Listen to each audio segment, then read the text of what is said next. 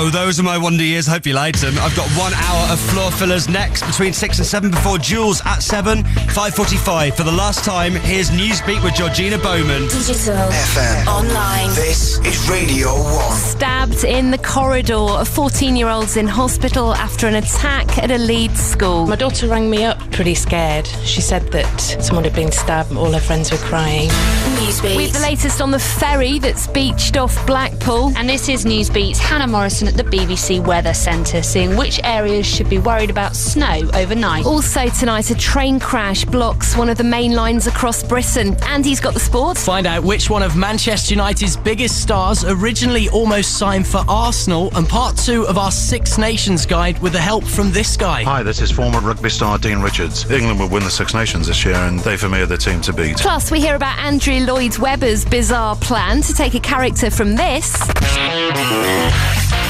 to this. The hills are alive with the sound of music. Radio 1. Newsbeat. It happened in a corridor during morning lessons. A 14-year-old boy's in hospital after being stabbed 3 times by another pupil. A 13-year-old's been arrested. Danny Savage has been to the school in Moortown for Newsbeat. Well, police were called to Allerton Grange School in North Leeds just before 9:30 this morning after reports of the stabbing. It's understood the attack happened during lesson time in a corridor near to the science classrooms at the school, which has 1,800 pupils. So it's a big secondary school, but quite surprisingly, lessons did continue as normal today, although there were police officers standing guard at the gate. This mum got a call just after it happened. My daughter rang me up from her mobile phone pretty scared. She said that someone had been stabbed in the corridor. All her friends were crying and that it was somebody in her class. You know, it's obviously quite close to home. And Danny, do we know any more about why this happened? Well, I've been talking to former pupils today who say that Allerton Grange has a problem with rival gangs from different ethnic backgrounds, and there's some speculation that today's stabbing could be linked to bullying, but there's no evidence of that. And of course, all the pupils were talking about it when they came out of school this afternoon. Lots of speculation about what had happened. Richard Morris runs the school governors. Nothing like this has happened in school before, and it is all the more shocking because student behaviour is normally of a high standard. Lessons have continued as normal, and support is available for any students and staff affected by what has happened. 1. Radio 1. Newsbeat. The freezing, stormy weather's making things very tricky for emergency crews trying to shift the ferry that ran aground on Blackpool Beach. The Riverdance got stranded on the sand after being hit by a freak wave last night. All the passengers and crew were airlifted off, but the worry now is whether it's leaking oil into the sea. Newsbeat's Maddie Savage has the latest. The wind's still battering the area now. It reached 75 miles an hour this afternoon. People there can barely stand up, it's so strong. Not exactly ideal conditions to try and move the stranded ferry. It was carrying 23 passengers and a batch of new lorries when it beached around 8 o'clock last night. 14 people were rescued to start with. The rest were winched to safety this morning. Lee Turner and Rich Taylor were on the emergency team. Probably the fact that the wind was so strong and the boat had no power at all made it probably the difficult deck winching I've ever had to do, yes. My belief was that boat could have rolled over and we had to get on and get them off by hook or by crook. The ferry's still on its side with lorries strewn across the deck. In true British style, plenty of people have been turning up to see. Just thought it's a bit of a spectacle, so I thought we'd come and have a look. It must have been horrendous. Officials are hoping a high tide this evening will help lift it off the sand without spilling any of the 150 tonnes of oil on board or any other lorries. But there's more bad weather forecast tonight, and not just in Blackpool. Temperatures will drop across many parts of the country and snow's arriving too. Newsbeat's Hannah Morrison's at the BBC Weather Centre to see who'll get the worst of it.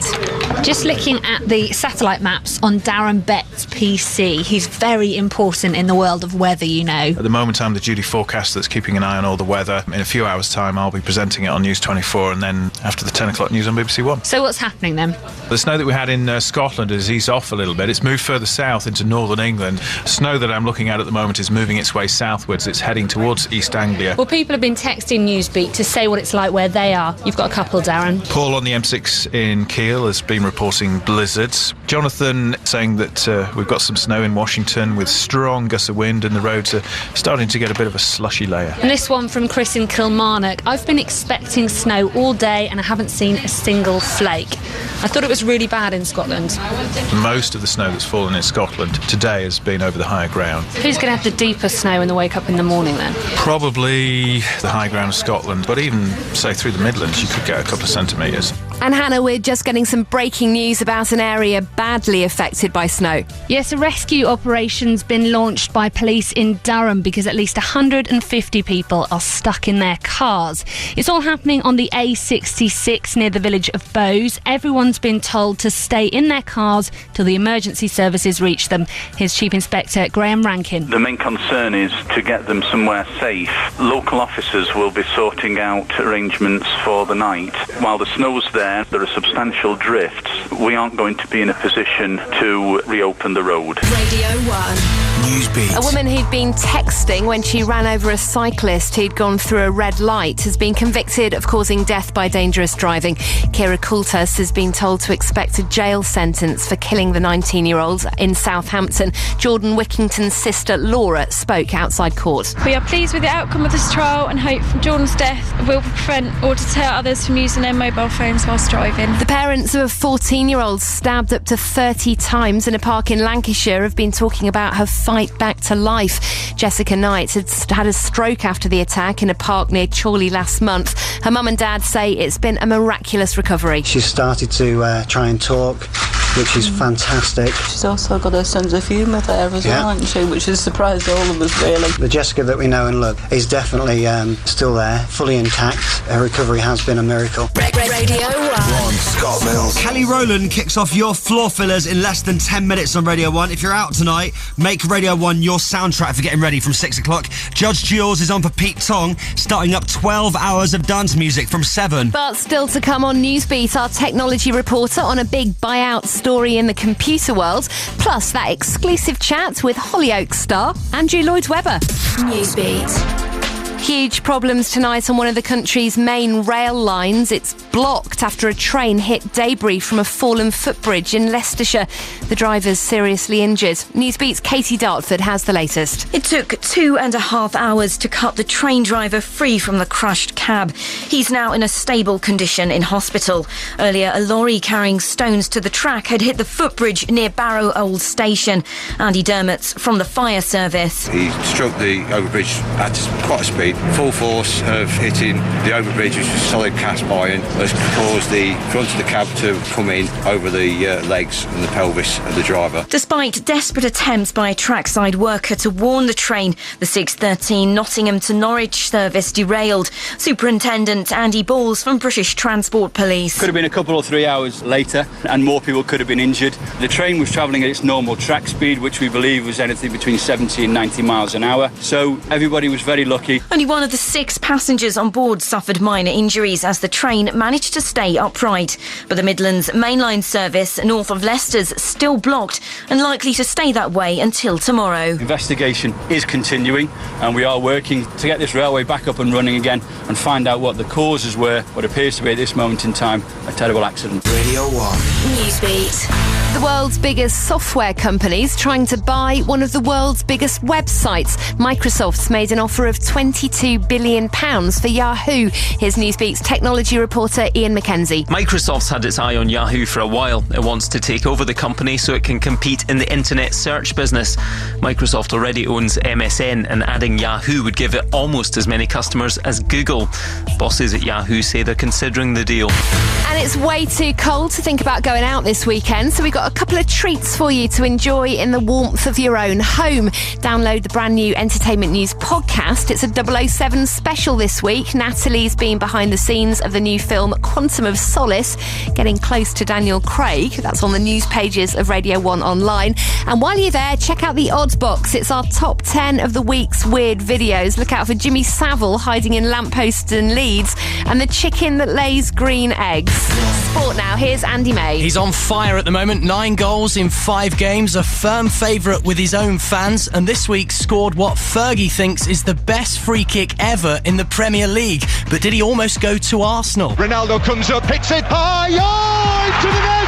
Arsene Wenger's let slip a little secret. He was here, yes, he was here. Much earlier than he could tell you that one day if he wants. But he wouldn't reveal everything. Tell us now, it's very interesting. I do not want to create any story, that is not needed. Of course we knew him. Why isn't he still here? Because Man United had a partnership with Sporting Lisbon when Carlos Queiroz moved in, and that of course made a big difference. Newsbeat. Arsenal and top of the league Manchester United both play tomorrow. Arsenal go to Manchester City. United play Spurs. Jermaine Defoe was fed up there and should make his Portsmouth debut against Chelsea. It's been frustrating, just sitting on the bench and not playing football. I've been really moany at home to my family and stuff, and I think they've got fed up with that. But I'm looking forward to doing more for Portsmouth. I'm just want to score goals for this club. Manchester City say they still want Ben Jarney. The paperwork wasn't completed before the transfer deadline because the club say he arrived in Manchester too late. The Premier League are looking into it. And Motherwell and Dundee's game tonight in the Scottish Cup is off because of the weather. Kilmarnock take on Celtic tomorrow. Rangers play Hibs. Newsbeat. Rugby Union's Six Nations kicks off tomorrow. Italy are hoping to beat Ireland for the first time. Wales haven't won against England for 2 decades. On Sunday, it's Scotland-France. Here's part 2 of Newsbeat's Guide to the Teams with a little help from England legend Dean Richards. Strengths and weaknesses. Wales are great on the attack, but a bit shaky in defence. Most of the team play for the same club, the Ospreys, so they know each other's game inside out. Captain Ryan Jones. 5 World Cup finals in a matter of weeks. You only find out how good you are by pitting yourself against the best, and this is what you play national rugby for. It's exciting. Rising star. Winger Tom James has 2 caps so far. He's got speed and stamina. The former athlete used to run the 1500 metres. Dean's prediction. A lot of promise in their side, some fantastic talent. It's a little bit young for the coaching team to make this big impact. I think they'll come third. Strengths and weaknesses. England are still strong in defence, but many of the World Cup names are gone. Someone has to fill the gaps left by Corrie, Delalio and Jason Robinson.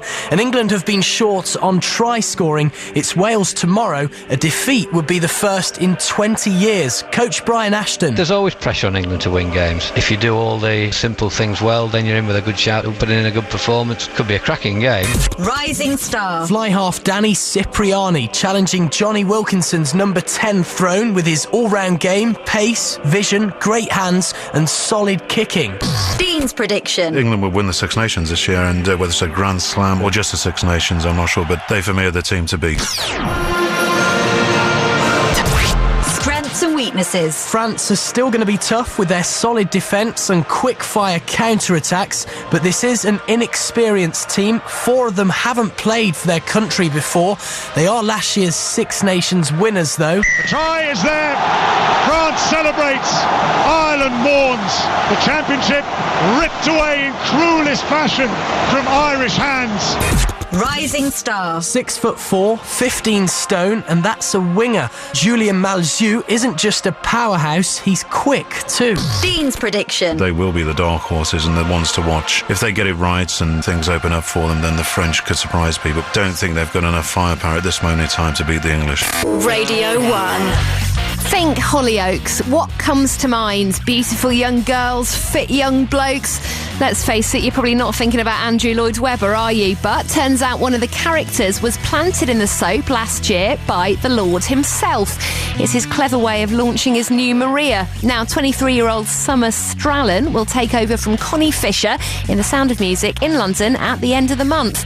Newsbeat's entertainment reporter Natalie Jameson's been finding out more from the man himself. The plan was hatched 3 years ago when Andrew was lunching with someone who worked on Coronation Street. He said, Andrew, do you think you could ever do a programme in which you blur facts and fiction? And I said, yeah, go on, tell me. So, of course, he did. He said, well, if we had somebody who was in a soap, say, and they then went into one of your shows and we followed what happened. That bloke then went to work on Hollyoaks. Andrew did his Maria programme, which Connie Fisher won, but now she's moving on. So long, farewell, auf Wiedersehen, good night. It was my decision to leave, and I felt that it was a year and a half was long enough in a role, and handing the baton over to Summer Strallen. Yep, young Summer Strallen, niece of Bonnie Langford, and someone Andrew Lloyd Webber was aware of. She was a kitten in Cats, by the way, years ago. There was a proper audition process, but Summer was the one most likely to match up with the Hollyoaks crowds and bring more young people into the theatre. My heart wants to beat like the wings of the birds that rise from the lake to the trees. That's a snippet from tonight's episode where we see her audition for the Lord. I mean, I've got to the age in life where I won't do anything at all that I don't think is funny.